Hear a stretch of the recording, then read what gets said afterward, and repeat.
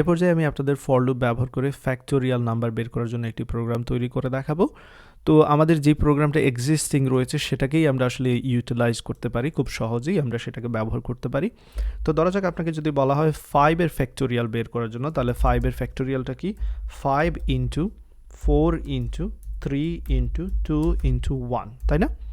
তো এটার গুণফল যেটা ঠিক সেটাই হচ্ছে আমাদের 5 এর ফ্যাক্টোরিয়াল, সম্ভবত 120। আপনারা চেক করে নিতে পারেন, আমি চেক করে নিচ্ছি। ইয়েস, 120। যদি আপনাকে বলা হয় 4 এর ফ্যাক্টোরিয়াল বের করতে, তাহলে কি হচ্ছে? 4 এর থেকে শুরু হবে, 4 এর সাথে 3, 3 এর সাথে 2, 2 এর সাথে 1, এরকম 1 পর্যন্ত গুণ করব আমরা, তাই না? 1 পর্যন্ত গুণ করার পর যেই ফলাফলটা আসবে সেটাই হচ্ছে আমাদের 4 এর ফ্যাক্টোরিয়াল। তো এখানে কত হবে আমি চেক করে নিচ্ছি, 24। দেন আমাদের যদি বলা হয় 3 এর ফ্যাক্টোরিয়াল বের করার জন্য, সেক্ষেত্রে কীভাবে হবে? 3 থেকে শুরু হবে, প্যাটার্নটা বোঝা এখানে ভেরি ইম্পর্ট্যান্ট, এবং সেক্ষেত্রে ফলাফল হচ্ছে আমাদের এখানে 6। আপনাকে যদি বলা হয় 2 এর ফ্যাক্টোরিয়াল বের করতে, তাহলে 2 থেকে শুরু হবে এবং 1 পর্যন্ত চলবে গুণফল, সেক্ষেত্রে এখানে ফ্যাক্টোরিয়াল হচ্ছে 2। তো ইম্পর্টেন্ট বিষয়, যে নাম্বারের ফ্যাক্টোরিয়াল বের করার কথা বলা হবে আপনাকে, সেই নাম্বার থেকে 1 পর্যন্ত, বা উল্টা দিকেও চিন্তা করতে পারেন, 1 থেকে সেই নাম্বার পর্যন্তই কি হচ্ছে? সংখ্যাগুলোর গুণফলটাই হচ্ছে ফ্যাক্টোরিয়াল। That's all. তাহলে আমরা প্রথমে ইউজারের কাছ থেকে একটা নাম্বার নেব। সো সেই কাজটা করি। নাম্বার, ইউজারের কাছ থেকে নাম্বারটা নিয়ে নিচ্ছি, আমরা এখানে কনভার্ট করে নেব একসাথে, কনভার্ট টু ইন্টিজার 32 ফরম্যাটে, এবং এইখান থেকে আমরা বলে দিচ্ছি কনসোল ডট রিডের মাধ্যমে ইউজারের কাছ থেকে নাম্বারটা নিয়ে নেব। ফাইন। তো এখানে আমরা যে নাম্বারটা দরকার সেটা পেয়ে গেলাম, তার আগে জাস্ট ইনস্ট্রাকশন দিয়ে দিচ্ছি, কনসোল ডট রাইটের মাধ্যমে একটা ইনস্ট্রাকশন দিয়ে দিচ্ছি যে একটা নাম্বার দেওয়ার জন্য, এন্টার এনি নাম্বার, এন্টার এই নাম্বার। তাহলে ইউজার আমাদের সেই নাম্বারটা দেবে এবং আমরা সেই নাম্বারটা নিয়ে কি করছি? নাম্বার নামক ভেরিয়েবলে রেখে দিচ্ছি। এবার আমাদের প্রোগ্রামটা চিন্তা করতে হবে যে আমরা যেহেতু গুণফল বের করব, এখানে গুণফল বের করার পর অবশ্যই এখন একটা ভেরিয়েবল লাগবে এই গুণফলকে স্টোর করার জন্য।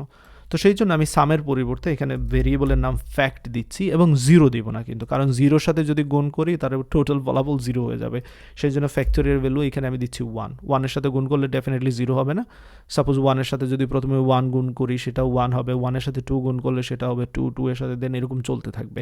সো এখানে ফ্যাক্টোরিয়াল ভ্যালু 1 থেকে শুরু করছি। এবার আসুন, যেই নাম্বার আমরা নেব সেটা কিভাবে তার ফ্যাক্টোরিয়াল বের করব? 1 থেকে শুরু করে সেই নাম্বার পর্যন্ত আমাদের চলতে হবে। সো লুপটা 1 থেকে অলওয়েজ শুরু হবে, সেই নাম্বার পর্যন্ত চলবে। সো এখানে লুপ 1 থেকে শুরু হচ্ছে, সেই নাম্বার পর্যন্ত চলবে, সেই জন্য এখানে আমি নাম্বার দিচ্ছি। ব্যবধান কিন্তু প্রত্যেকবার এক এক করে চেঞ্জ হচ্ছে, 1 পরে 2, 2 পরে 3, 3 পরে 4, 4 পরে 5, এরকম, তাই না? অ্যান্ড দেন এখানে ইভেন অর তো আর চেক করতেছি না, এখানে আমরা প্রত্যেকবার কি করব? গুণ করব। সো সেই জন্য এখানে ভেরিয়েবলের নামও চেঞ্জ করছি আমরা, এখানে ফ্যাক্টোরিয়াল দিচ্ছি, এখানে আমরা ফ্যাক্টোরিয়াল দিব, এবং এবার যোগ হবে না, জাস্ট গুণ হবে। এই হচ্ছে পার্থক্য। সো আমি এখান থেকে একটু ঠিকঠাক করে নিচ্ছি প্রোগ্রামটাকে। আবারও লক্ষ্য রাখবেন, ফ্যাক্টোরিয়াল কোনো সংখ্যার বের করার সিস্টেম কি? 1 থেকে সেই সংখ্যা পর্যন্ত চলবে, এবং প্রত্যেকবার আমরা কি করব? এই যে সংখ্যাগুলো যেমন 1, 2, 3, 4 একে একে যতগুলো সংখ্যা আসবে প্রত্যেকে একে অন্যের সাথে গুণ করব, গুণ করে গুণফলটা একটা জায়গায় রেখে দেবো, কারণ প্রিভিয়াস গুণফলটা দরকার। প্রথমবার যখন 1 ইন্টু 1 হবে, সেই 1 পরবর্তীতে 2 এর সাথে গুণ করতে হবে, তাই আমার এই ফলাফলটা আমরা ফ্যাক্টোরিয়াল ভেরিয়েবলের মধ্যে রেখে দিচ্ছি। দেন 2 এর সাথে 1 গুণ করলে হবে 2, এবং এই ফলাফলটা, এই 2টা আমাদের পরবর্তীতে আবার 3 এর সাথে গুণ করতে হবে। অ্যান্ড দেন যে 6 হবে, সেই 6টা আমরা পরবর্তীতে 4 এর সাথে গুণ করতে হবে। তাই ফ্যাক্টোরিয়ালের মধ্যে প্রত্যেকবার আমরা ভ্যালু স্টোর করে রেখে দিচ্ছি। সো সামের প্রোগ্রামের মতো এক্স্যাক্টলি সেম, বাট এবার আমরা 0 থেকে শুরু করছি না, এবার 1 থেকে শুরু করছি। অ্যান্ড দেন এখানে আমি প্রিন্ট করে দেখাচ্ছি ফ্যাক্টোরিয়াল অফ